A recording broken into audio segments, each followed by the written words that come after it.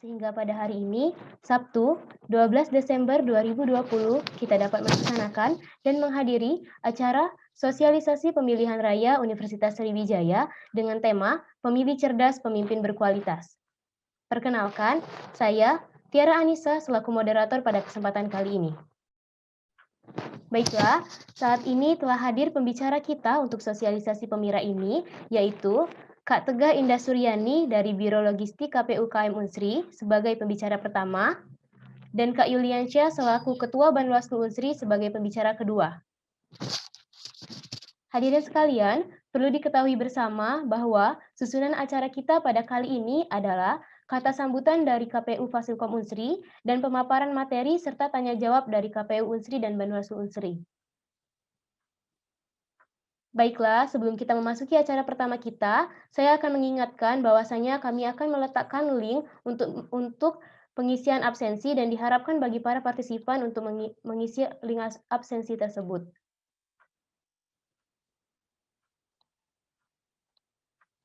Langsung saja, marilah kita memasuki acara kita yang pertama, yaitu penyampaian kata sambutan dari Ketua KPU Fasilkom Unsri. Kepada Ketua KPU Fasilkom Unsri, Saudara Iqbal Fanosa, kami persilahkan. Oke, baik. Tes sudah masuk. Apakah sudah masuk suaranya?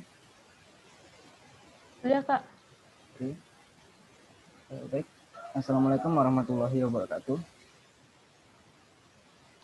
Waalaikumsalam warahmatullahi wabarakatuh. Ya, selamat pagi semuanya. Salam sejahtera untuk kita semua. Semoga kita selalu diberikan kesehatan untuk hari ini dan juga untuk seterusnya. Yang terhormat di sini ada Kak Tegah Indah dari perwakilan dari KPU Unsri. Terima kasih Kak sudah hadir. Juga ada Kak Yuliansyah sebagai pembicara dari Banwaslu. Terima kasih juga sudah hadir. Dan juga teman-teman sekalian yang sudah ada di sini, saya ucapkan terima kasih sudah meluangkan waktunya. Jadi agenda kita hari ini yaitu sebenarnya adalah membicarakan terkait pemilu, dan secara khususnya yaitu pemira di Unsri. Dan dalam hal ini titik fokus adalah pemira Unsri dikarenakan pemira Fakultas Fasilkom itu telah selesai dilaksanakan. Oleh karena itu nantinya kami harapkan kepada teman-teman yang ada di sini dapat menyimak materi yang disampaikan, dan juga nantinya kami minta untuk aktif baik berkomunikasi dan juga nanti pada saat sesi tanya jawab. Saya minta partisipasi teman-teman sekalian. Dan juga untuk teman-teman yang ada di sini, silakan diajak teman-teman yang lain. Saya minta kalau bisa sih ini dari teman-teman juga bisa mengajak teman-teman yang lain gitu. Dan juga saya minta teman-teman untuk mempertahankan kondisi kondusivitas di Zoom ini. Mungkin itu sih dari saya. Saya tidak akan memperpanjang waktu. Saya kembalikan ke moderator. Selamat menikmati agenda kami. Saya tutup. Assalamualaikum warahmatullahi wabarakatuh. Waalaikumsalam warahmatullahi wabarakatuh. Terima kasih kepada Saudara Iqbal Fanosa atas kata sambutannya. Selanjutnya, kita akan memasuki acara inti pada sosialisasi ini, yaitu penyampaian materi. Langsung saja, marilah kita dengarkan bersama-sama penyampaian materi oleh pembicara pertama kita dari KPU KM Unsri, Kak Tegah Indah Suryani. Kepada Kak Tegah, saya persilahkan. Oke, bismillahirrahmanirrahim. Kedengaran suaranya? Kedengaran, Kak, masuk. Oke. Saya dulu ya. Assalamualaikum warahmatullahi wabarakatuh. Waalaikumsalam warahmatullahi wabarakatuh. Apa kabar nih teman-teman semua? Sehat ya? Sudah selesai UAS belum? Belum, Kak. Belum, semangat ya UASnya. Ya, jadi sebelumnya Kakak perkenalkan diri dulu ya. Oke, perkenalkan. Kakak Tegah Indah Suryani, jadi manggilnya Kak Tegah, biasanya Mbak Tegah, dipanggil Mbak Tegah. Mbak dari Biro Logistik ya, KPU KM Unsri. Mbak dari Fakultas Kesehatan Masyarakat angkatan 2018. Jadi nggak jauh beda lah ya sama kalian umurnya. Jadi di sini manggilnya teman-teman aja. Oke. Jadi teman-teman, di sini Mbak ingin mengucapkan terima kasih sama teman-teman panitia karena sudah memberikan Mbak kesempatan untuk berbicara di depan kalian pada hari ini. Jadi kita santai aja sharing-sharing ya. Oke. Sebelumnya kita mulai. Jadi jadi gini teman-teman. Jadi kampus itu merupakan miniatur negara ya. Kampus itu merupakan miniatur negara. Jadi kita tahu negara kita itu adalah negara demokratis yang mana pemimpinnya itu dipilih oleh rakyat. Jadi demokratis itu dari, oleh, dan untuk rakyat. Karena kampus ini merupakan miniatur negara, maka sudah seyogyanya dan sewajarnya ketika kampus juga melakukan pemilihan umum untuk memilih pemimpinnya. Sama seperti negara, kampus juga punya presiden mahasiswa, punya wakil, kemudian punya jajaran yang lain, kemudian ada DPM juga sebagai pengawas, ada BUPMA juga, ada bupati, hampir sama seperti negara karena memang kampus merupakan miniatur negara ya. Nah, jadi pemilu itu kan kepanjangan dari pemilihan umum. Jadi biasanya pemilu itu diselenggarakan oleh 2 badan atau 2 komisi. Yang pertama itu ada KPU, ada Komisi Pemilihan Umum, dan ada Banwaslu nih. Badan Pengawas Pemilu. Jadi kalau KPU ini yang menyelenggarakan pemilu, jadi yang mempersiapkan mulai dari pendaftaran, mulai dari pengumpulan berkas dari calon pemimpinnya, kemudian nanti pas hari H itu nyiapkan kotak suara, nyiapkan segala keperluan untuk pencoblosan. Nah, kalau Bawaslu ini tugasnya mengawasi. Jadi mengawasi pemilu ini tetap baik-baik saja, tetap tenang dan berjalan sesuai peraturan yang telah dilaksanakan. Nah, next nih. Teman-teman panitia bisa share screen ya, materinya kan sudah saya kirim ke Iqbal. Oke. Ini ada sebuah kalimat yang menyatakan bahwa mahasiswa dan perpolitikan Indonesia adalah 2 hal yang tidak dapat dipisahkan. Langsung ke slide 2. Oke. Kenapa mahasiswa dan perpolitikan Indonesia adalah 2 hal yang tidak dapat dipisahkan? Karena tidak bisa dipungkiri teman-teman bahwa mahasiswa itu memiliki andil yang cukup besar dalam perpolitikan Indonesia. Banyak sekali mahasiswa Indonesia yang memiliki ikut andil dalam perpolitikan di Indonesia. Jadi mahasiswa ini tuh jadi pengawas jalannya perpolitikan Indonesia. Jangan sampai perpolitikan Indonesia itu dikotori oleh tangan-tangan yang tidak bertanggung jawab. Seperti itu. Nah, selanjutnya kita dihadapkan oleh 3 pertanyaan. Apa itu pemilu?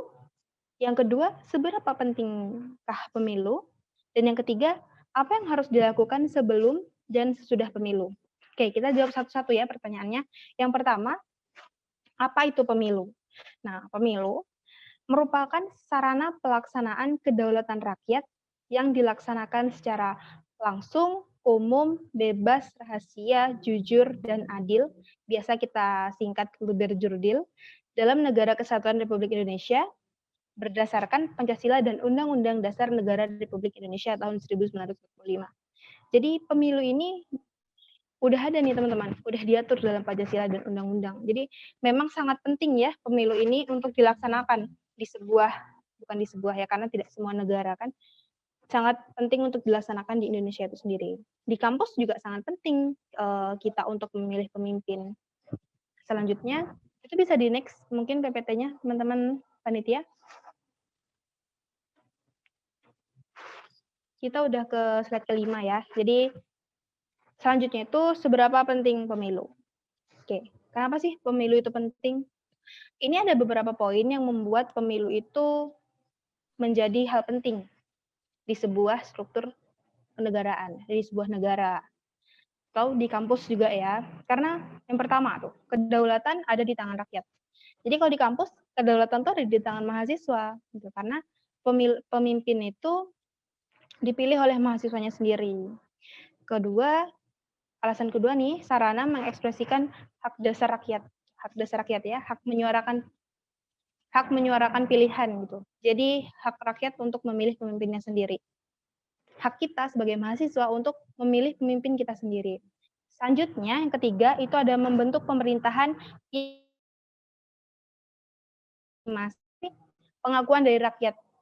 Coba bisa nggak teman-teman bayangkan, kita memiliki pemimpin, tapi pemimpin itu tidak diakui oleh rakyat karena pemimpinnya itu tiba-tiba udah ada aja gitu pemimpin, tanpa dipilih gitu. Jadi kita nggak tahu tiba-tiba, oh ini nih Pak Jokowi udah selesai. Atau kita gini ke Presma aja, Presmanya selesai nih Pak Muas. Tiba-tiba digantikan gitu oleh Iqbal contohnya kan digantikan oleh Iqbal. Tanpa kita tahu nggak ada pemilu, nggak ada apa-apa, tiba-tiba Iqbal diangkat aja jadi Presma. Pasti itu kan akan menimbulkan tanda tanya, kok kan aku nggak milih nih, kok tiba-tiba dia jadi Presma kayak gitu. Jadi sangat penting ya dilakukan pemilu agar pemimpin yang nantinya terpilih itu mendapat pengakuan dari rakyat. Selanjutnya itu ada cara pergantian kekuasaan secara teratur dan damai. Ketika kita melaksanakan pemilihan pemimpin melalui pemilu, itu insya Allah dia akan terlihat sistematis ya teman-teman, adil juga, terlihat adil, dan insya Allah juga bakal berjalan dengan damai karena kita menggunakan dia tuh kan pemilihan gitu. Jadi nggak ada yang namanya, mungkin kalau ada kan tadi ada ya damai, mungkin kalaupun ada kericuhan itu antar pendukungnya kan, karena menjargonkan pilihannya masing-masing gitu. Jadi kalau pemilu tuh memang jalan terbaik untuk memilih pemimpin sih, karena dia sistematis juga. Selanjutnya, sarana rekrutmen politik, dan setiap warga negara memiliki hak yang sama untuk mengisi jabatan. Nah, kalau di lingkup kampus nih teman-teman, jadi kita itu setiap mahasiswa memiliki hak yang sama untuk mengisi jabatan. Contoh nih, Mbak nih, nanti Mbak tuh sebenarnya punya hak yang sama gitu. Tapi Mbak bukan KPU nih, contoh Mbak bukan KPU. Nah, Mbak punya hak yang sama loh untuk mengisi jabatan di KM di BEM ya, di BEM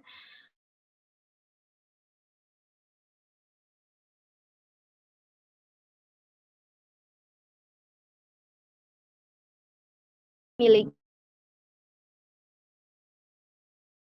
Indonesia ya, banyak sekali. Jadi dia tuh nepotisme ya. Jadi menggunakan kekerabatan dan kekeluargaan untuk menaikkan pemimpin gitu. Memang sangat susah ya untuk rakyat biasa seperti Mbak gitu kan, mau naik, mau nyalon jadi bupati gitu, sulit gitu. Jadi sebisa mungkin seharusnya kita sebagai mahasiswa untuk mengontrol itu semua. Nah, yang terakhir ini sarana efektif untuk menyelesaikan konflik di tingkat masyarakat tanpa kekerasan. Seperti Mbak bilang tadi, pemilu itu ajang yang paling baik Mbak rasa untuk memilih pemimpin.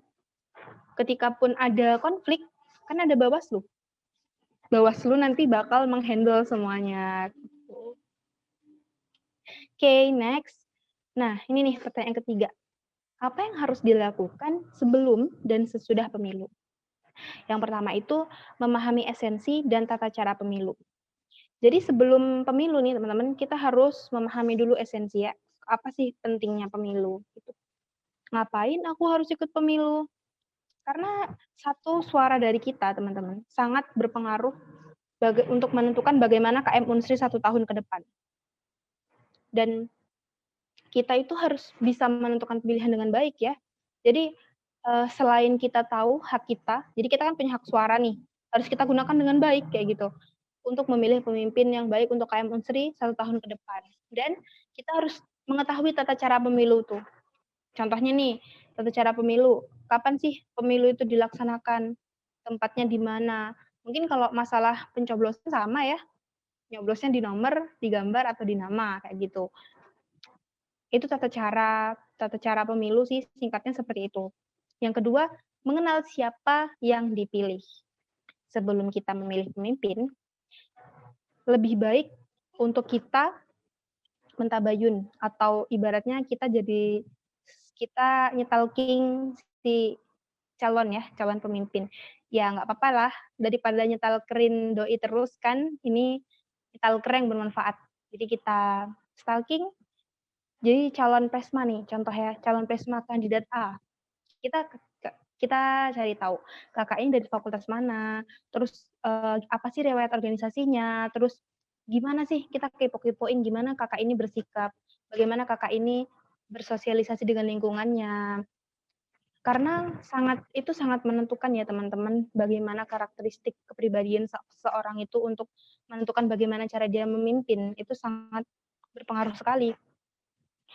Jadi kita harus ngepoin nih kandidat capresma dan cawapresma, kandidat A, kandidat B, kandidat C, kandidat D gitu. Jadi kita harus memahami mereka gitu. Oh, kakak ini orangnya kayak gini, kakak ini orang kayak gini, kakak C ini kayak gini, kakak D ini kayak gini gitu.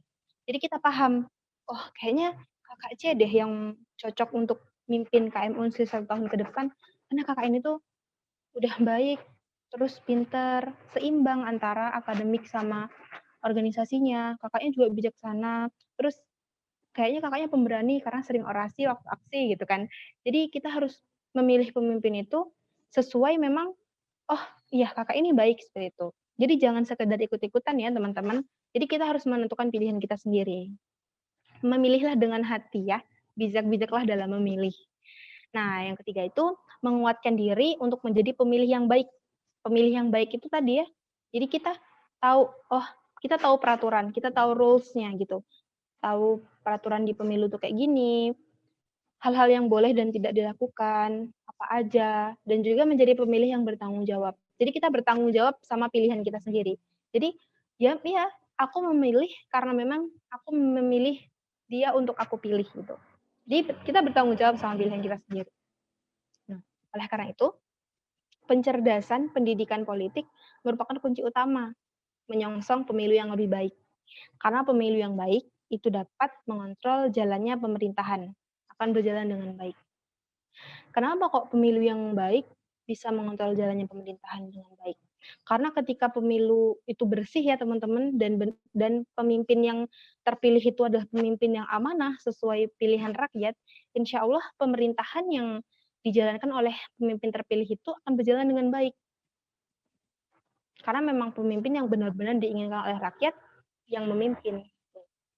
Next, nih peran mahasiswa dalam pemilu. Jadi peran mahasiswa dalam pemilu itu membantu dalam pelaksanaan pemilu.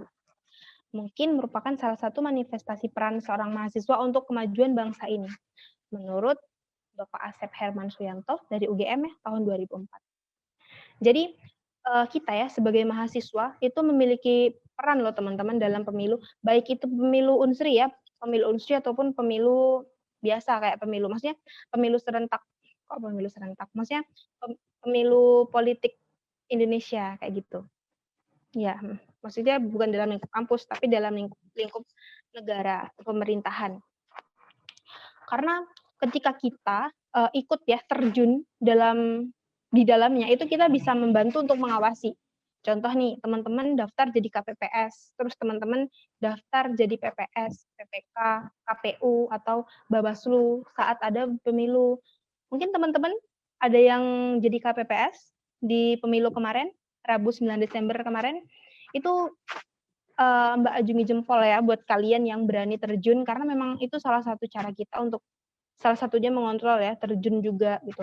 Karena terkadang ketika kita hanya mengawasi pun, kita nanti akan merasa, waduh, aku siapa sih kok berani-beraninya gitu kan.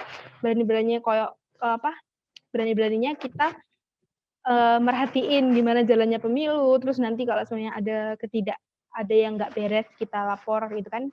Mungkin kita tidak memiliki hak ya dirasa, tapi ketika kita sudah ikut andil di dalamnya, kita punya power nih, karena oh aku kan KPPS, jadi aku punya hak dong untuk oh ini salah, oh ini untuk ngelapor ya, untuk ngelapor ke Bawaslu seperti itu.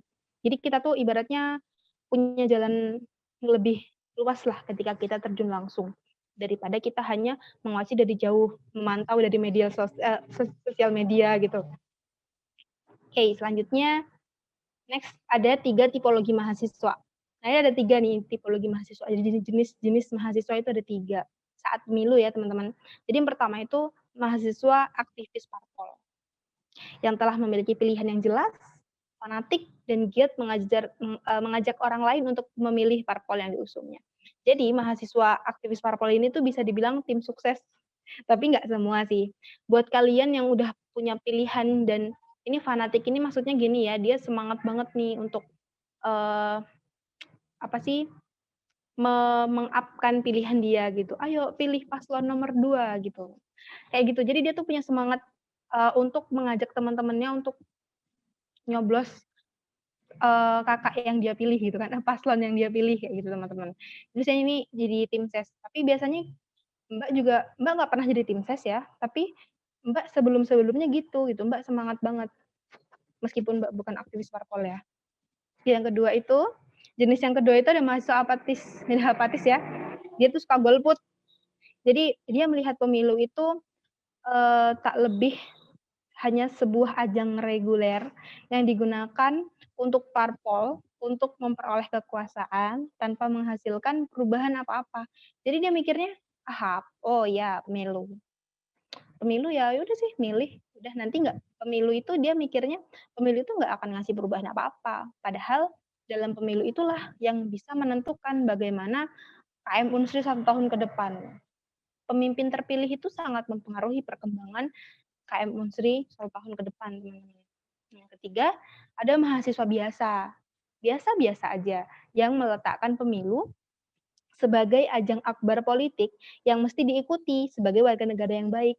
Jadi ini mahasiswa biasa ini biasanya tuh dia aktivis bukan, dia biasa-biasa aja, dia mahasiswa biasa, dan dia tahu, oh iya, aku harus menggunakan hak suara. Dia mahasiswa baik-baik biasanya. Mahasiswa baik-baik yang dia milih, dan mahasiswa biasa ini bisa ada dua. Dia yang memang udah menentukan pilihan, dan ada dia yang bahkan hari H, 5 menit sebelum nyoblos saja dia nggak tahu siapa yang mau dia pilih. Alhasil, dia kadang ngawur ya nyoblosnya, coblos-coblos cap-cip-cup aja. Kadang ada yang ikut-ikutan temen kayak gitu. Ini mahasiswa biasa jadi ada dibagi juga beberapa karakteristik teman-teman. Tapi alhamdulillahnya mahasiswa biasa ini sadar akan keikutsertaan dia dalam pemilu. Dia sadar bahwa dia itu punya hak untuk memilih. Kalau mahasiswa apatis tadi kan dia nggak ini ya, bodo amat gitu. Bodo amat lah ya pemilu ya biarlah gitu kan. Dia nggak mau ikut andil gitu. Dia tidak mau menggunakan hak suaranya. Jadi Mbak sangat berharap teman-teman di sini semua bisa menjadi mahasiswa yang pertama ya, jenis mahasiswa yang pertama. Dia semangat gitu. Karena ketika kita semangat untuk memilih, berarti kita juga memiliki semangat untuk memberikan perubahan bagi KM Unsri 1 tahun ke depan. Meskipun bukan kita nanti yang memimpin. Nah, salah satu tadi indikasi kita jadi pemimpin yang bertanggung jawab itu teman-teman, ketika kelak pilihan kita tuh terpilih jadi seorang presmani. Dan nanti ada permasalahan nih di KM Unsri.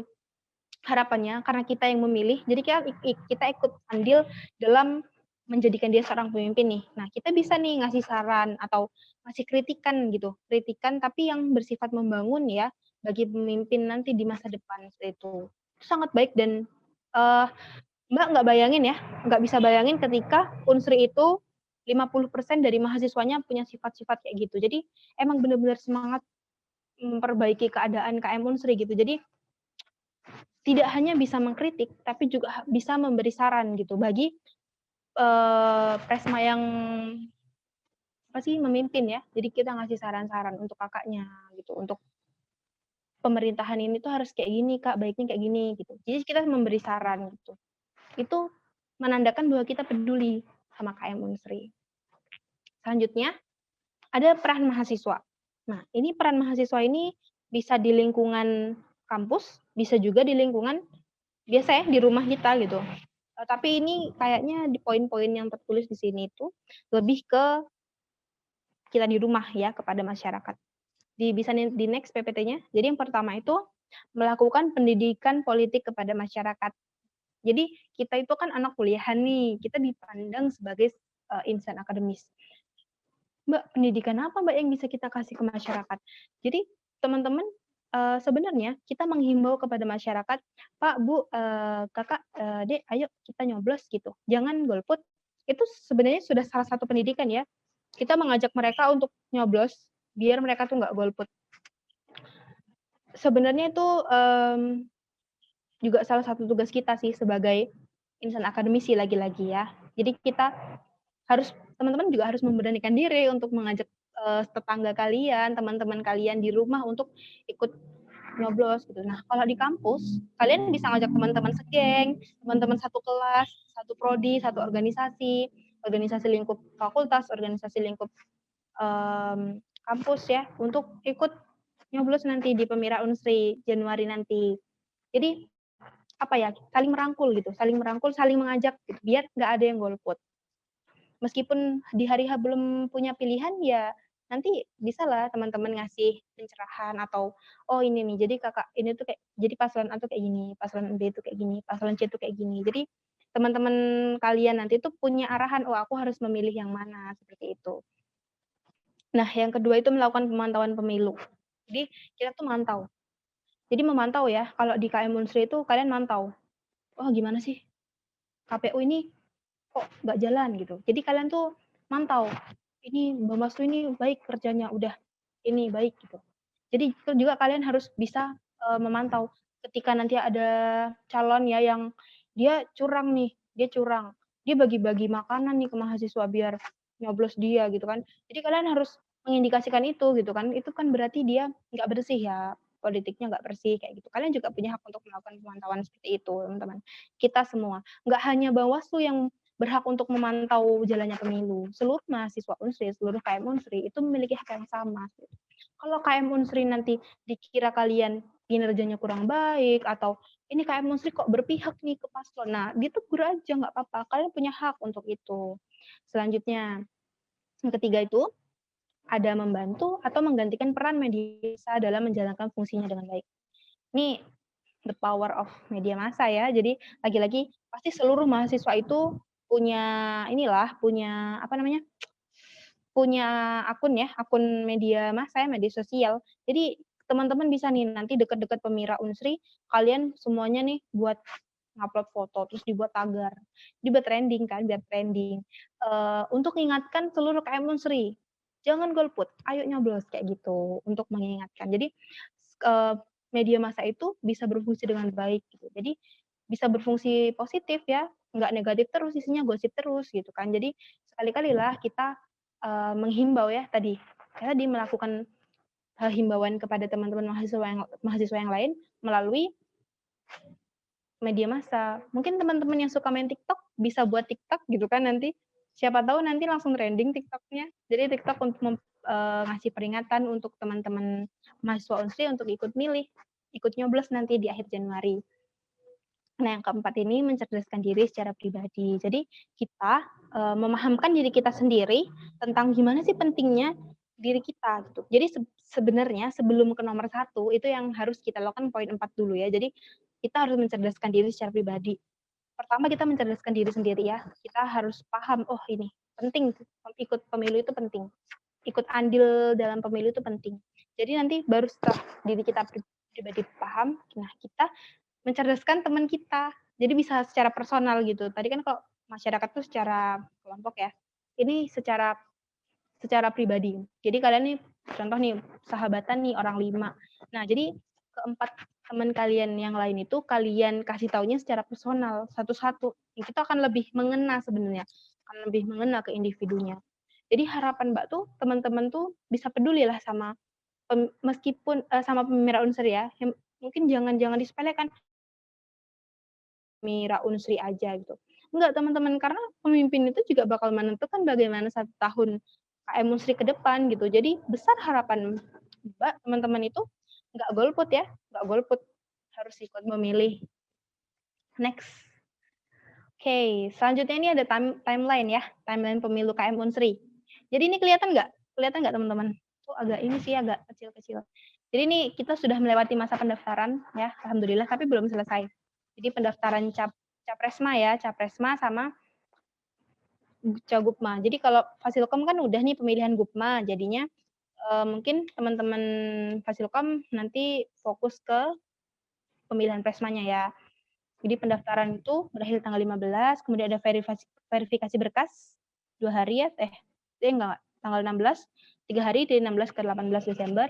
Kemudian ada deklarasi calon nanti insya Allah akan dilaksanakan tanggal 19 Desember 2020. Ini ada kampanye dan debat. Itu tanggal 20 sampai tanggal 21 Januari 2021.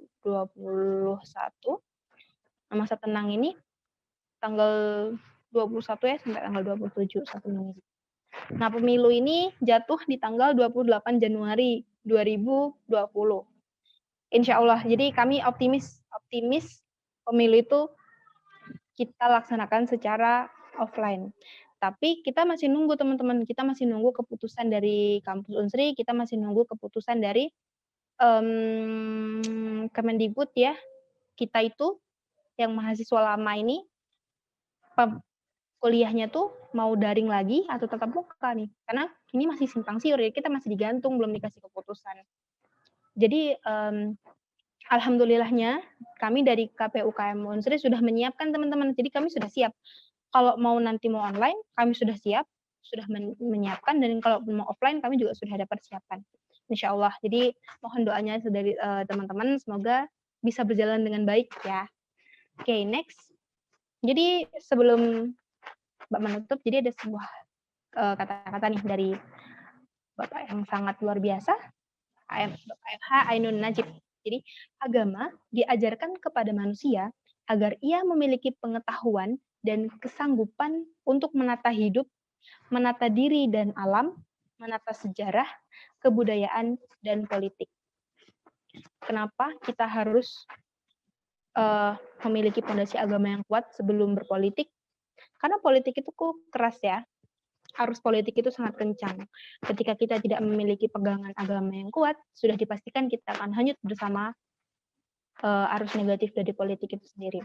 Dan teman-teman semua jangan berpikir bahwa politik itu selalu kotor. Tidak, teman-teman. Ketika kalian melihat jalannya perpolitikan itu kotor, maka teman-teman harus berani terjun dan membersihkan perpolitikan yang kotor itu. Sebelum kita menjadi seorang sarjana, sebelum kelak kita menjadi pemimpin negeri ini, kita nggak ada yang tahu loh. Siapa tahu di forum ini nanti ada yang nyalon jadi ada yang nyalon jadi gubernur, ada yang nyalon jadi bupati. Bahkan siapa tahu ada yang nanti bakal nyalon jadi presiden gitu kan. Kita nggak ada yang tahu. Sebelum kita jauh ke lingkup negara, kita belajar dulu di lingkup kampus. Jadi kita udah punya bekal, kita udah punya pembelajaran waktu di kampus. Jadi nanti pas udah terjun bener-bener, kita udah punya bekal ya, udah punya pegangan gitu. Oke, selesai ya. Alhamdulillah penyampaian dari Mbak selesai. Jadi slide terakhir, kamu keren. Kalau kamu ngerasa keren, no golput. Jadi gunakan hak suara kita dengan baik, ya, dengan bijak seperti itu. Mungkin sekian ya pemaparan dari Mbak. Maaf kalau tadi Mbak ngomongnya kecepatan. Maaf ya, kayaknya ngebut banget. Mungkin yang belum jelas atau ada yang mau didiskusikan, Mbak persilahkan, mungkin bisa silahkan teman-teman bertanya. Mbak minta maaf ya kalau tadi dari penyampaian mungkin ada yang kata-kata yang salah, atau mungkin Mbak terkesan terkesan tadi ada kata-kata yang salah ya. Mbak minta maaf kepada Allah, mohon ampun. Mbak akhiri, wabillahi taufiq wal hidayah. Assalamualaikum warahmatullahi wabarakatuh. Waalaikumsalam warahmatullahi wabarakatuh. Terima kasih kepada Kak Tega Indah atas penyampaiannya. Hadirin sekalian, itulah tadi penyampaian materi dari pembicara pertama kita yang sangat luar biasa dan sangat menambah ilmu bagi kita semua. Baiklah, selanjutnya kita akan memasuki sesi diskusi interaktif atau sesi tanya-jawab. Langsung saja, untuk para partisipan yang ingin bertanya kepada pembicara pertama kita, silakan aktifkan mikrofon atau chat pada room chat yang telah tersedia. Dan untuk pertanyaan kali ini, kami membatasi hanya 2 pertanyaan terlebih dahulu. Kepada yang ingin bertanya, kami persilahkan.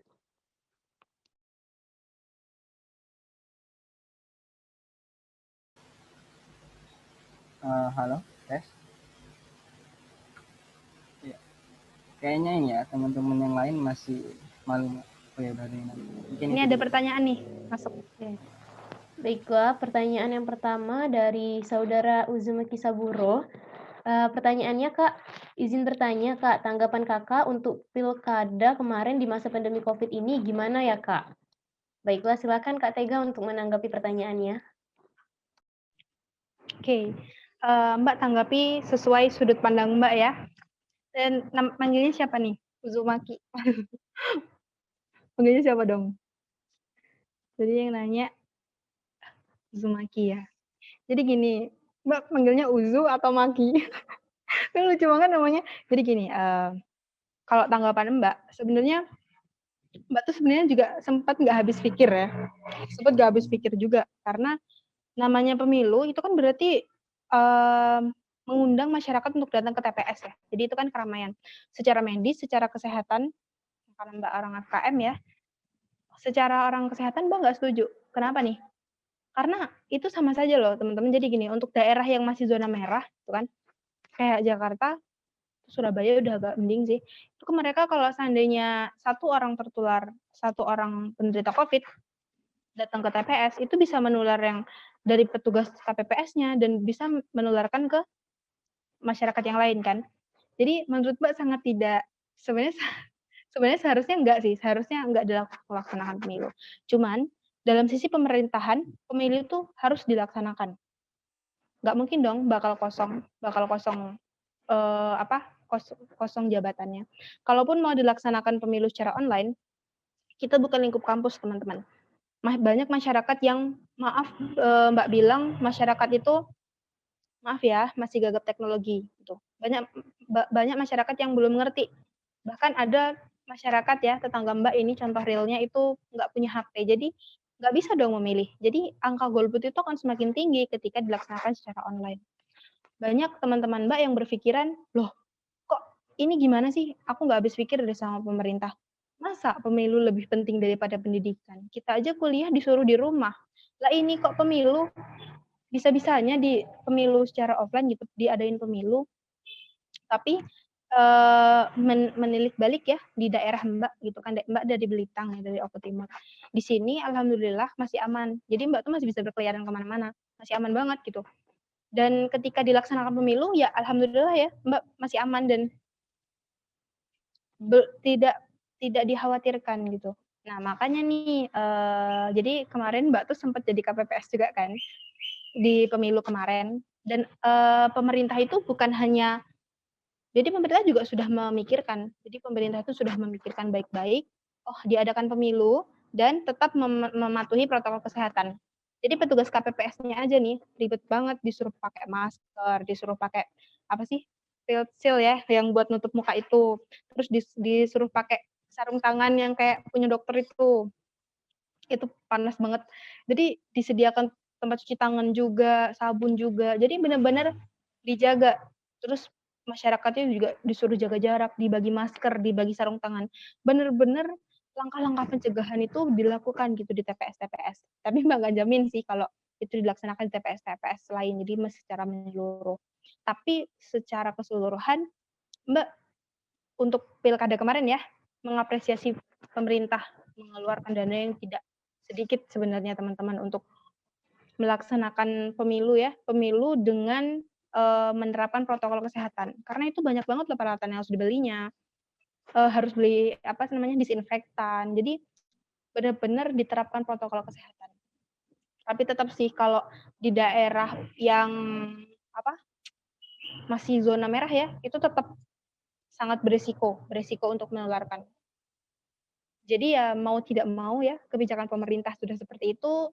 Kalaupun Mbak sebagai Mbak lihat dari dari sisi kesehatan itu sebenarnya lebih baik untuk tidak dilaksanakan, tapi dari sisi kepemerintahan itu harus dilaksanakan. Tadi mengingat pentingnya pemilu tadi kan, jadi benar-benar harus dilaksanakan. Itu sih dari Mbak. Mungkin teman-teman yang lain punya tanggapan yang berbeda mengenai pemilu pilkada serentak. Mungkin ada nih, oke maaf ya ada suara motor. Mungkin ada yang, Mbak aku nih sebenarnya nggak setuju lah Mbak sama pilkada serentak kemarin tuh. Udah tahu COVID malah kayak gitu malah nyelenggarain pemilu. Makanya Mbak aku kemarin golput. Mungkin ada yang kayak gitu. Mungkin ada kan. Setiap kita memiliki pendapat yang berbeda-beda. Tapi ingat ya teman-teman, kita harus pandai menilik sesuatu dari berbagai sisi. Jangan cuma kita lihat dari sudut pandang kita.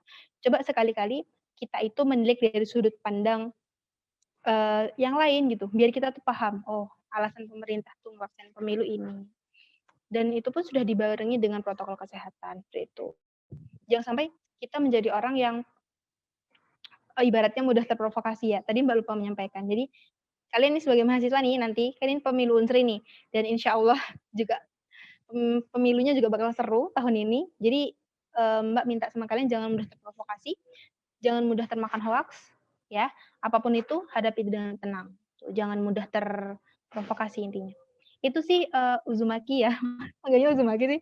Kalau tanggapan Mbak teh tentang pemilu serentak kemarin, pilkada kemarin.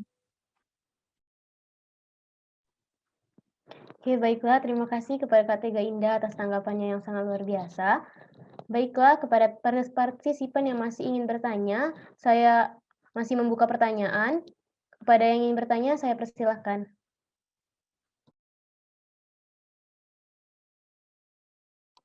Oke, baik nih Kak, ada pertanyaan lagi masuk dari kolom chat dari saudari Cindy. Izin bertanya Kak, bagaimana cara Kakak untuk merangkul teman-teman Kakak agar ikut menyemarakkan pemilu di kampus?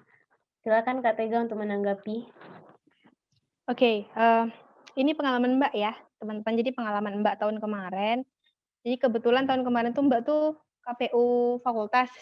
Sama ya kayak kalian, Mbak tuh tahun kemarin KPU fakultas. Nah, kalau cara Mbak, jadi Mbak tuh kalau teman-teman dekat Mbak itu pokoknya Mbak paksa.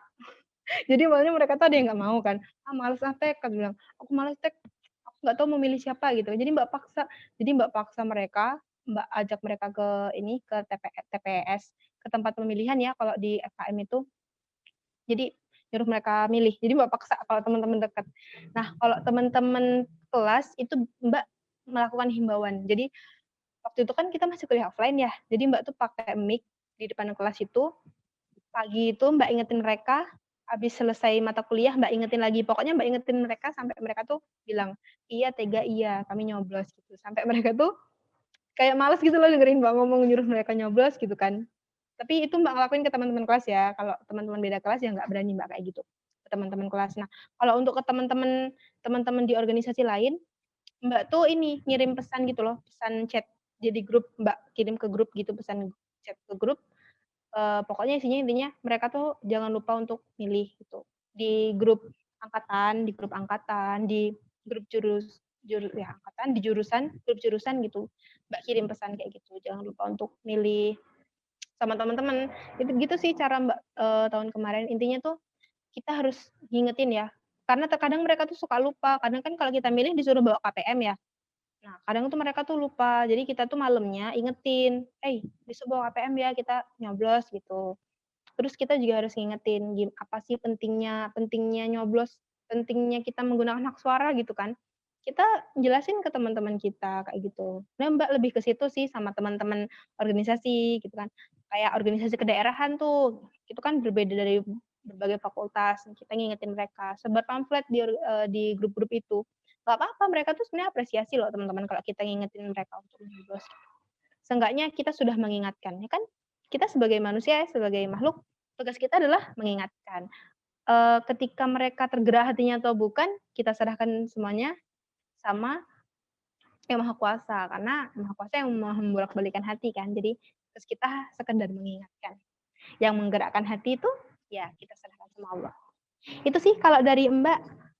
Mungkin dari teman-teman yang lain ada tips-tips tertentu untuk ngajak teman-teman yang lain untuk menyemarakkan pemilu di Unsri dari pengalaman tahun-tahun kemarin. Kalian 2019 ding ya? Udah pernah nyoblos belum kalian? Udah nggak sih? Yang kemarin cuman kayak yang gubernur. Soalnya di sini ada 2020 juga. Oh iya, Deng. Iya ya. Kalau kita lagi pandemi kayak gini, di PC aja teman-temannya. Apalagi lebih enak kan, lebih enak. Jadi mungkin kalau lingkup fakultas terlalu berat ya, kalian lingkup kelas aja. Kalian PC teman-teman kalian satu-satu, dikirimin link untuk nyoblos. Kalian kirim aja ke mereka di PC. Kirimin di PC. Insya Allah dibaca sama mereka. Dan kalau kayak gitu tuh mereka bakal lebih tersentuh untuk memilih sebenarnya. Cuman tinggal kita ya, kitanya telaten apa enggak. Kitanya mau atau enggak gitu aja. Itu sih dari Mbak. Oke, terima kasih kepada Kak Tega atas tanggapannya. Baiklah, itulah tadi sesi tanya jawab pada sesi pertama kita. Selanjutnya, Langsung saja kita memasuki sesi selanjutnya, yaitu penyampaian materi oleh pembicara kedua kita dari Banwaslu KM Unsri, Kak Yuliansyah. Kepada Kak Yuliansyah, saya persilakan. Bismillahirrahmanirrahim. Assalamualaikum warahmatullahi wabarakatuh. Waalaikumsalam warahmatullahi wabarakatuh. Sebelumnya kakak kenalan dulu ya. Kakak di sini sebagai pemateri dari Bawaslu ya. Kakak berasal dari FKIP Pendidikan dan Mesin 2017. Kakak akan memaparkan materi. Sebelumnya kakak terima kasih kepada Komisioner KPU dan Bawaslu itu Parsinkom dan partisipan yang hadir pada agenda sosialisasi pemila KM ya. Dan kita akan memulai pemaparan untuk ini.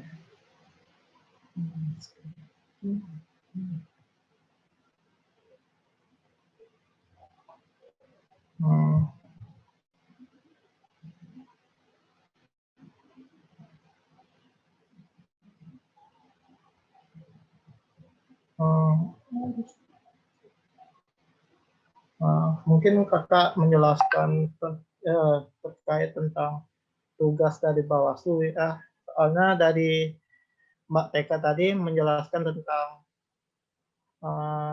fungsi KPU lebihnya kan, sedangkan kakak menjelaskan fungsional Bawaslu. Bawaslu merupakan badan bertugas yang mengawasi penyelenggaraan pemilu di seluruh wilayah KM Unsri yang bersifat tetap dan independen dan mandiri. Yang dimaksud tetap itu yang bersifat tidak dinaungi oleh parpol atau dinaungi dari siapapun.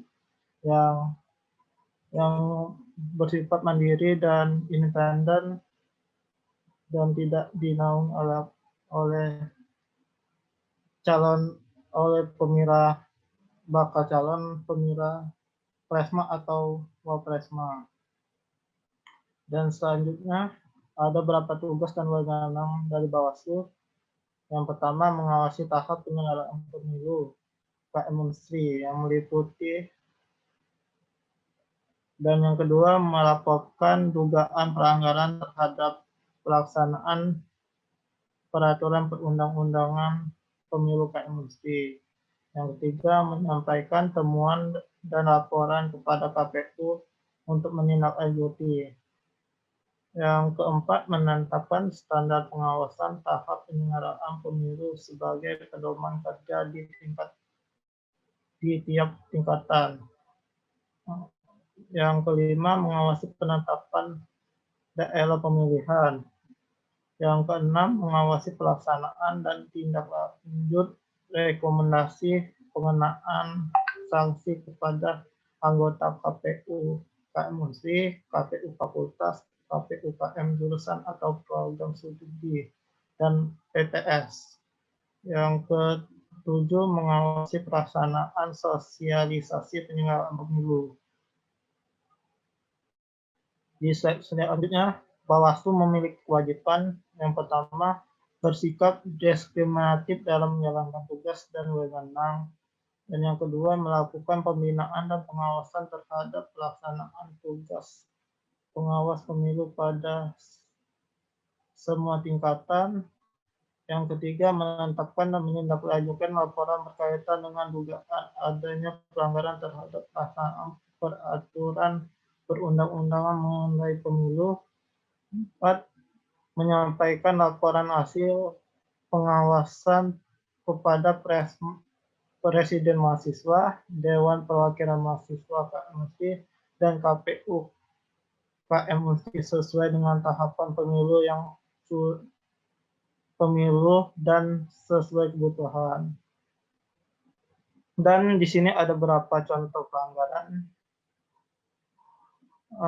peserta pemilu mahasiswa dan tim sukses. Yang pertama, melanggar konstitusi dan peraturan perundang-undangan yang ada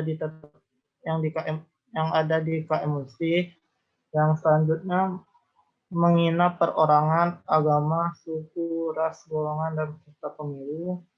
Yang selanjutnya menghasut dan mengadu domba antara perseorangan atau kelompok. Yang keempat, mengganggu ketertiban umum. Yang kelima, melakukan tindakan kekerasan fisik. Yang keenam, melakukan kampanye baik melalui media lisan atau lisan dilakukan pada masa sebelum kampanye atau masa tenang. Yang ketujuh, merusak atau menghilangkan media kampanye peserta pemilu lainnya. Yang ke-8, menggunakan sarana ibadah sebagai media kampanye. Yang terakhir, memasang dan menempel media kampanye di lingkupan tempat ibadah atau sekretariat ormawa. Mungkin misalnya terjadi pelaporan, ini ada tata caranya untuk melapor. Yang pertama, pelaporan pelanggaran yang dilakukan oleh peserta pemilu, mahasiswa dan atau tim sukses pada masa pemilu mahasiswa yang ditemukan oleh Bawaslu atau pihak lainnya diterima oleh KPU dalam waktu selambat-lambatnya 2 kali 24 jam setelah pelanggaran tersebut terjadi. Dan yang kedua, jika pelapor pelanggaran melebihi waktu yang telah ditetapkan pada ayat 1, maka laporan tersebut tidak dapat diterima.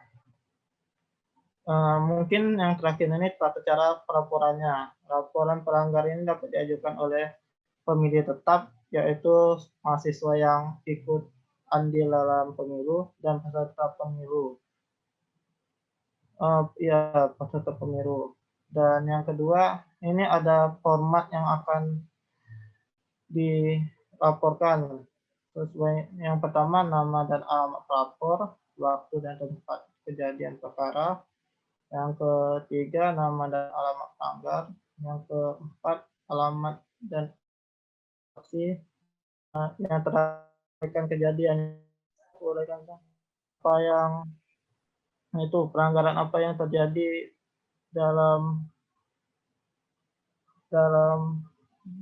dilihat oleh pelanggar itu. Mungkin pemaparan dari kakak. Terima kasih. Kembali pada moderator.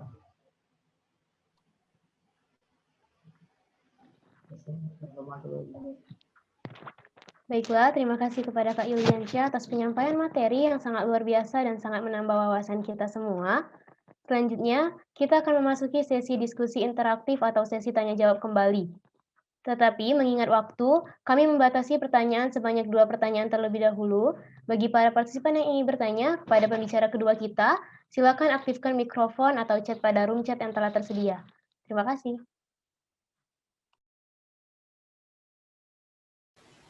Oke, halo. Mungkin selagi nunggu yang lain, saya aku mungkin ingin mendengarkan pertanyaan juga gitu. Sudah kedengaran?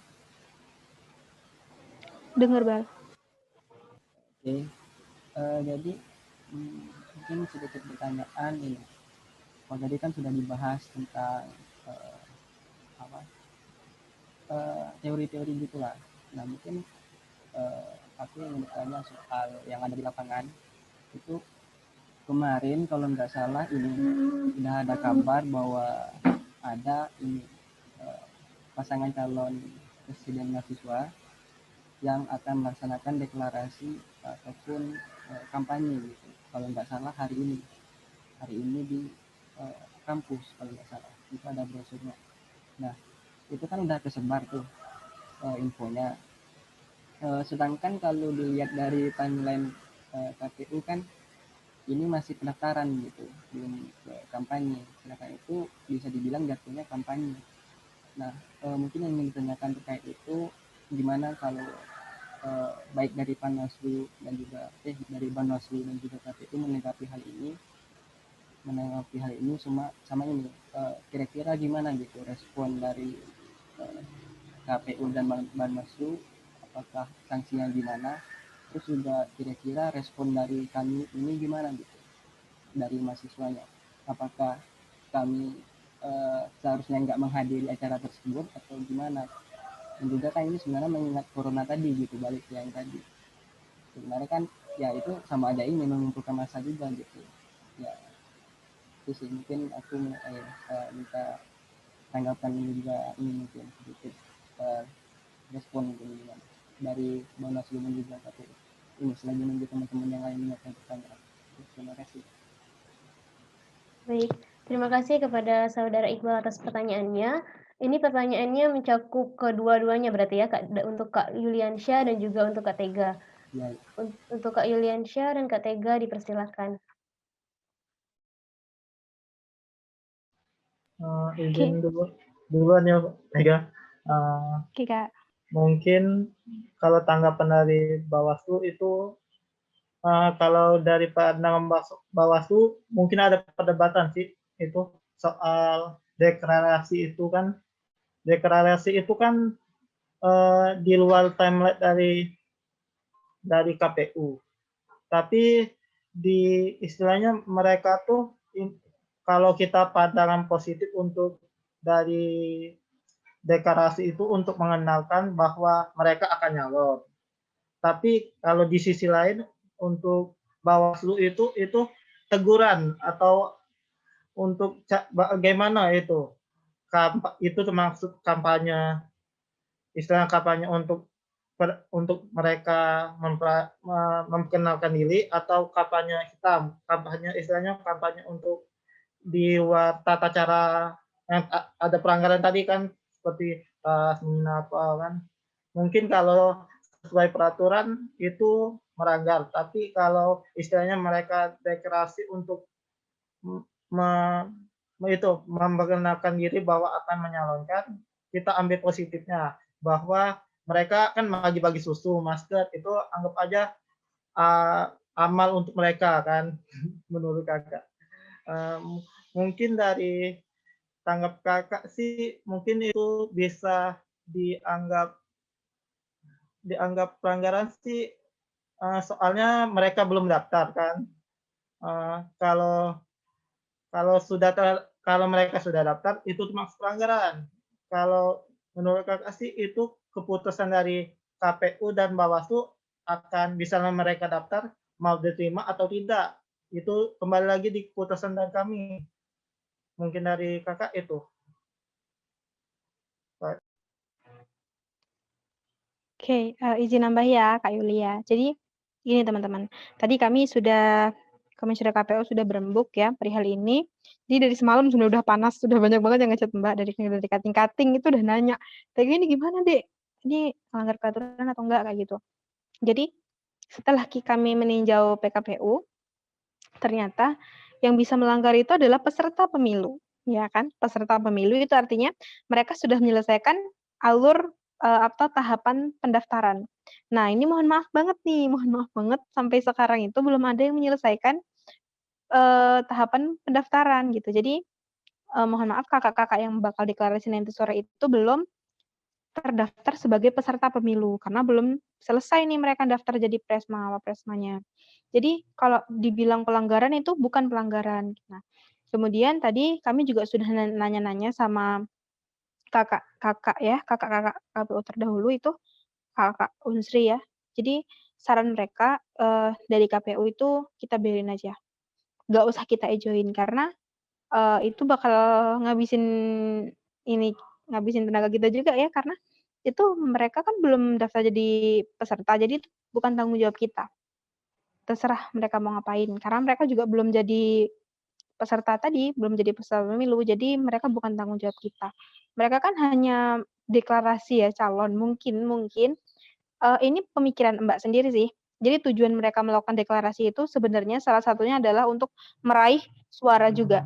Jadi kan mereka tuh deklarasi ya, jadi kalau mereka, mendeklarasikan, mereka mengumumkan ke mahasiswa Unsri bahwa mereka itu nyalon.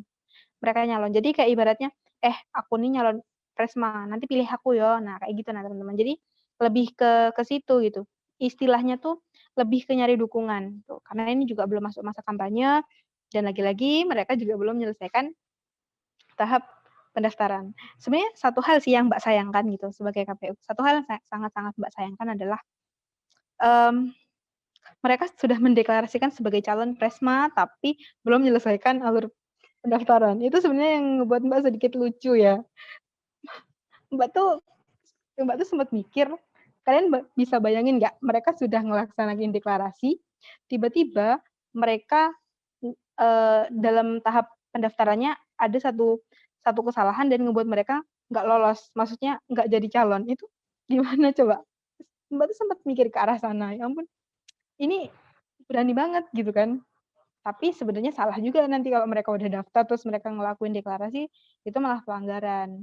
Jadi mungkin kayaknya sih orang-orang di belakangnya orang-orang yang paham tentang PKPU sih. Karena dengan berani kan ngelaksanain deklarasi itu karena tahu posisi mereka belum jadi peserta. Jadi peserta atau tim sukses ya. Kan kalau udah calon, udah nyerahin berkas, nah udah lengkap berkasnya baru mereka dinyatakan sebagai calon. Orang-orang yang mendukungnya disebut sebagai tim sukses. Itu sih, jadi kalau dari KPU, dari Iqbal ya nggak usah bingung, jadi nggak usah diurus, maksudnya biarin aja gitu sekehendak mereka. Kalau Iqbal mau nonton atau mau datang, ya itu sebagai KM Unsri gitu. Jangan menjadikan diri Iqbal sebagai KPU. Jadi biasa aja kayak, ya aku mahasiswa Fasilkom gitu mau nonton. Gimana sih deklarasinya gitu. Kira-kira mereka apa aja gitu yang mereka lakuin, karena Mbak lagi di rumah kan jadi nggak bisa nonton. Gitu aja sih, Bala, nggak usah terlalu diambil pusing. Untuk teman-teman KPU yang lain juga, kalau ada yang nanya, jawab itu ya. Kalau nanya ini gimana nih kok mereka udah deklarasi. Karena mereka belum sah jadi calon, jadi nggak apa-apa. Itu belum masuk pelanggaran. Jelasin kayak gitu. Nah, kita punya pedoman ya teman-teman, kita punya PKPU. Itu sih kalau dari KPU, dari Mbak. Oke, baiklah, terima kasih kepada Kak Tega dan Kak Yuliansyah atas tanggapannya. Baiklah, kepada para partisipan yang masih ingin bertanya, dipersilakan.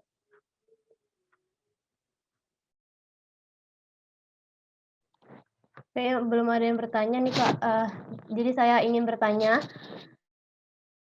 menurut Kakak, bagaimanakah cara kita kan sebagai para peserta untuk pemilu nanti untuk menghindari hoax-hoax yang tersebar? Kan nanti kan pasti bakalan banyak ya Kak ya, kayak hoax-hoax yang bakal tersebar mengenai pemilu ini, entah pemilunya sistemnya gimana, itunya gimana. Menurut Kakak, bagaimana cara kita untuk menanggapi atau menanami dari dalam diri kita untuk bisa menghindari dari hoax-hoax tersebut Kak? Terima kasih Kak.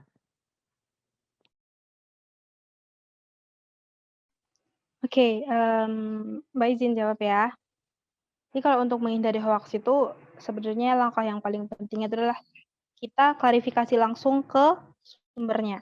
Jadi di sini teman-teman mahasiswa bisa klarifikasi ke KPU, baik itu ke komisioner langsung atau ke staf-stafnya, atau nanti bisa ketua KPU koordinasi sama KPU. Bentar ya.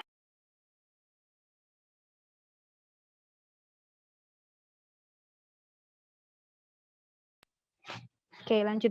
Jadi koordinasi langsung sama KPU ya. Jadi kadang kalian harus klarifikasi dulu. Contoh nih, dapat kabar gitu kan. Dapat kabar entah itu dari postingan di Instagram atau dari snap WhatsApp atau dari Line, itu silahkan teman-teman cari tahu dulu itu sumbernya dari siapa yang nyebar.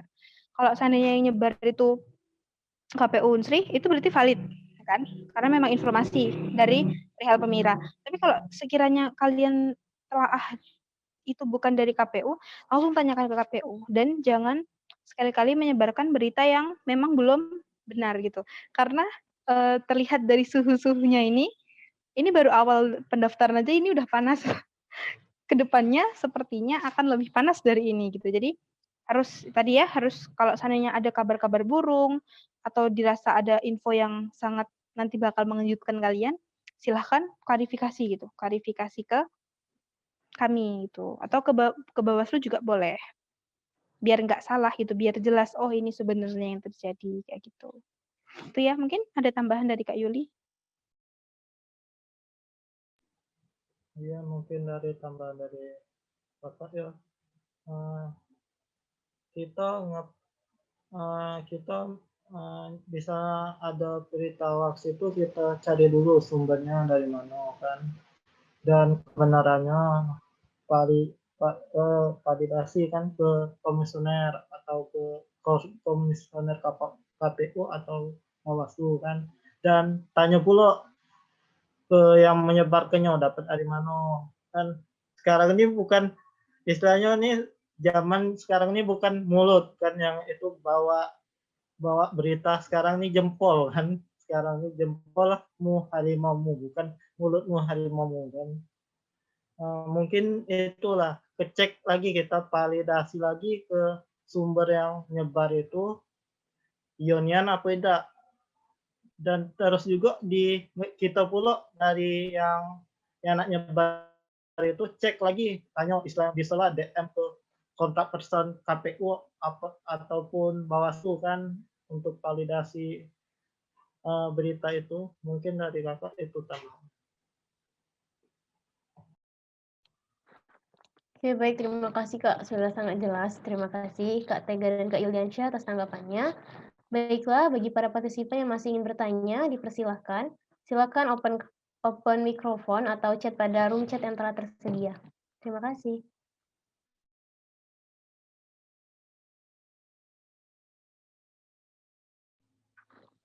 Baiklah, untuk para peserta yang ingin bertanya, kami tunggu sampai pukul 11.35 ya, jika masih ingin bertanya. Dan untuk Kak Tega dan Kak Yuliansyah, jika ada pesan-pesan atau yang ingin disampaikan kepada kami, dipersilahkan, Kak.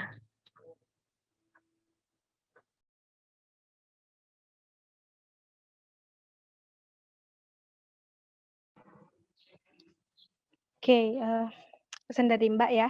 Jadi berat ya jadi KPU tahun ini gitu. Kita harus dihadapkan dengan pandemi. Jadi teman-teman dari KPU Faksilkom tetap semangat.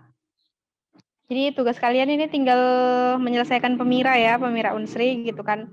Kalian tuh keren sih sebenarnya Mbak, salut sama kalian gitu, berani melakukan pemilu secara online gitu. Ibaratnya di Unsri percobaan ya kalian sama FK kalau nggak salah itu. Udah alhamdulillah udah berhasil ya, udah terpilih Gupmanya.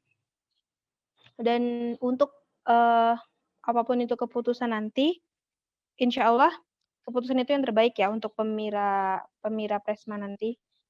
Entah itu mau dilaksanakan setengahnya online atau setengah offline, atau mau dilaksanakan secara online semua atau offline semua. Cuman dari kami tetap optimis, untuk kami pemira offline, karena itulah nikmatnya berdemokrasi ya di situ gitu, ketika kita bisa nyoblos. Karena ketika kita online banyak sekali resiko-resiko yang harus kita hadapi. Cuman ya mau tidak mau kita dihadapkan dengan kondisi, jadi nanti kita lihat saja ya, kita mau online atau offline gitu. Ketika kita ditabrakkan ternyata kita harus kuliah online lagi, aduh pusing deh, harus kuliah online lagi gitu, kuliah online. Jadi pokoknya tetap semangat untuk teman-teman semua. Jangan lupa untuk membantu kami memasifkan informasi tentang pemilu lagi. Tuh silahkan di-share di akun Instagramnya, di Snap WA. Kita udah H-3 ya, mau penutupan pendaftaran Presma gitu. Dan sampai sekarang belum ada yang menyelesaikan persyaratan. Takutnya gak ada nyalon, gimana dong? Jadi minta tolong buat teman-teman KPU fakultas ya, untuk membantu memasifkan informasi gitu. Biar banyak yang daftar. Biar banyak variasi pilihan ketika nanti pemilu. Itu sih sedikit pesan dari Mbak. Terima kasih juga sudah melaksanakan webinar ini. Semangat terus.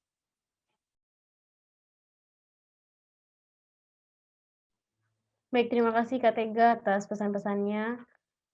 Sangat bermanfaat bagi kami semua. Terima kasih sekali lagi kepada Kak Tega. Sama-sama.